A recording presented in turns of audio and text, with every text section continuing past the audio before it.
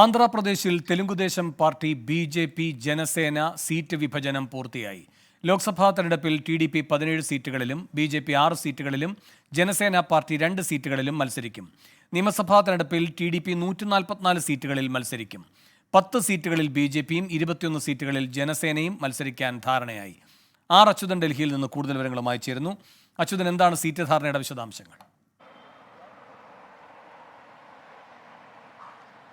വേണു, നേരത്തെ തന്നെ അതായത് തെലുങ്കുദേശം പാർട്ടി ഈ NDA-യുമായുള്ള സഖ്യവുമായി ബന്ധപ്പെട്ട ചർച്ചകളിൽ മുന്നോട്ട് വച്ചത് ഈ സഖ്യ കക്ഷികൾക്ക് 8 സീറ്റുകൾ നൽകാമെന്നുള്ളതാണ്. എന്തായാലും ആ ഫോർമുല തന്നെയാണ് ഇപ്പോൾ ഇരുവരും അംഗീകരിച്ചിരിക്കുന്നത്. കാരണം ബി.ജെ.പി. 6 സീറ്റുകളിലും അതുപോലെ തന്നെ ജനസേന പാർട്ടി 2 സീറ്റുകളിലുമായിരിക്കും ഈ വരുന്ന ലോക്സഭാ തെരഞ്ഞെടുപ്പിൽ മത്സരിക്കുക. ബാക്കിയുള്ള 17 സീറ്റുകളിലും ടി.ഡി.പി. തെലുങ്കുദേശം പാർട്ടി തന്നെയായിരിക്കും മത്സരിക്കുന്നത്. ആകെ 25 ലോക്സഭാ സീറ്റുകളാണ് സംസ്ഥാനത്തുള്ളത്. ഇനി നിയമസഭാ തെരഞ്ഞെടുപ്പിലേക്ക് വരുമ്പോൾ ആകെയുള്ള സീറ്റുകളിൽ 144 സീറ്റുകളിൽ ടി.ഡി.പി. മത്സരിക്കുകയും ബി.ജെ.പി. 10 സീറ്റുകളിലും ജനസേന പാർട്ടി 21 സീറ്റുകളിലുമായിരിക്കും നിയമസഭാ തെരഞ്ഞെടുപ്പിൽ മത്സരിക്കുക. എന്നാൽ നേരത്തെ ഇതുമായി ബന്ധപ്പെട്ട ചർച്ചകളുടെ തുടക്കത്തിൽ ബി.ജെ.പി.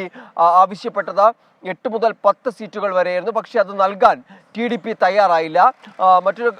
മറ്റൊരു ഇതിലൊരു പ്രധാന വിഷയം എന്നുള്ളത് ഈ NDA ഈ ലോക്സഭാ തെരഞ്ഞെടുപ്പിൽ 400-ന് മുകളിൽ സീറ്റുകൾ നേടണമെന്നൊരു ആഹ്വാനം പ്രധാനമന്ത്രി നടത്തിയിരുന്നു. ഇതിന്റെ ഭാഗമായി തന്നെയാണ് ഈ സഖ്യ സാധ്യതകൾ ബി.ജെ.പി. തേടിയത്. ഒഡീഷയിലെ സഖ്യം സംബന്ധിച്ചുള്ള അനിശ്ചിതത്വം തുടരുന്നുണ്ട്. പക്ഷേ ആന്ധ്രാപ്രദേശിലേക്ക് വരുമ്പോൾ അത് വിജയിച്ചിരിക്കുകയാണ്. കാരണം ടി.ഡി.പിയെ ഒപ്പം നിർത്താൻ 6 വർഷങ്ങൾക്ക് ശേഷമാണ് ടി.ഡി.പി. ഒപ്പം നിർത്താൻ ബി.ജെ.പിക്ക് കഴിഞ്ഞത്. ഈ ആന്ധ്രാപ്രദേശിലെ പ്രത്യേക പദവി സംബന്ധിച്ച ചില തർക്കങ്ങളിലാണ് NDA സഖ്യം ഉപേക്ഷിച്ച് ടി.ഡി.പി.